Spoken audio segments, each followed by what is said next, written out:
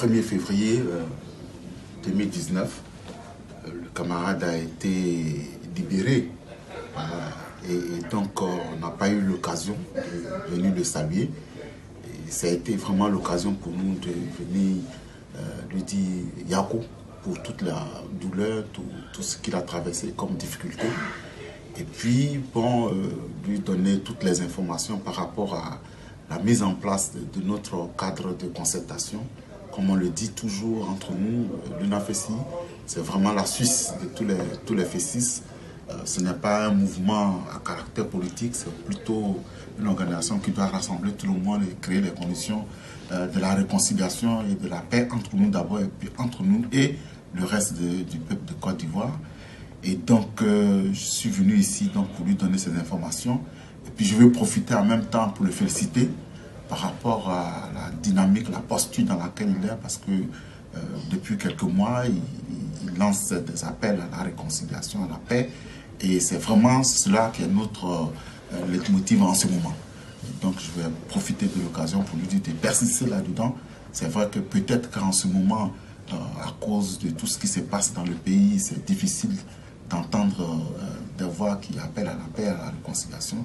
Mais nous, ensemble, si on travaille, on pourra éventuellement réussir cela. Donc, voilà un peu ce sur quoi nous avons discuté. Merci. En tout cas, merci beaucoup. Merci, général. Merci beaucoup. Merci, général. Vraiment, tu es un général, Raoul. Merci, général. Donc, vraiment, on est fiers. Non, il y a le général et puis il y a le général. Voilà, ça. Voilà. C'est une joie immense pour moi de recevoir ici, à La Haye, mon aîné, mon devancier, le général martial Aipo Joseph. En tout cas, qui a été celui-là même qui nous a initiés à tout ce que nous sommes en train de faire aujourd'hui. C'est avec beaucoup d'émotion que je l'ai reçu toute cette journée-là, accompagné de quelques amis. Je lui dis merci pour ce long déplacement qu'il a effectué. Parce que là où le cœur est, c'est là que les jambes se déplacent. Et content, d'autant plus qu'il m'a donné les nouvelles de beaucoup de camarades et situé le cadre, en tout cas, qui a permis de mettre sur pied l'union des anciens de la FESI. Tout le monde sait que j'étais derrière les barreaux quand l'union a été portée sur les fonds baptismaux. Et c'était important pour moi de le comprendre.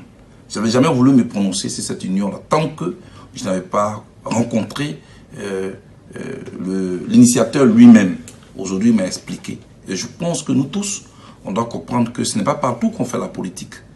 C'est un lieu d'entraide, c'est un cadre de réflexion pour qu'on fasse la paix entre nous, comme il a dit, mais aussi avec le reste des Ivoiriens.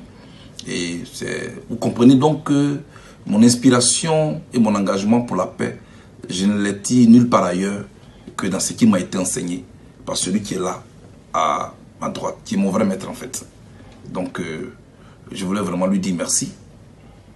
Je lui dis merci d'avoir fait ce déplacement et puis le rassurer que moi je continuerai toujours de faire mes appels à la paix parce que c'est de ça que la Côte d'Ivoire a besoin aujourd'hui. Nous ne pouvons évoluer que dans un cadre de paix, dans un cadre où les règles que nous nous sommes fixées sont respectées.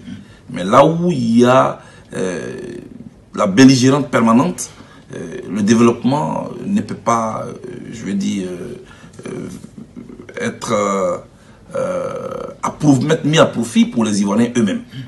Un esprit qui a peur, un esprit qui est opprimé, ne peut pas produire.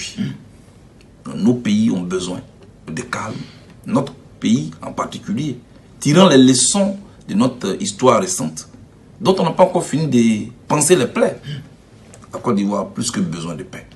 Et général, je voulais te rassurer que je suis dans cette logique-là. Je salue tous les camarades à ton retour. Merci beaucoup. Et dis-leur que un général reste un général.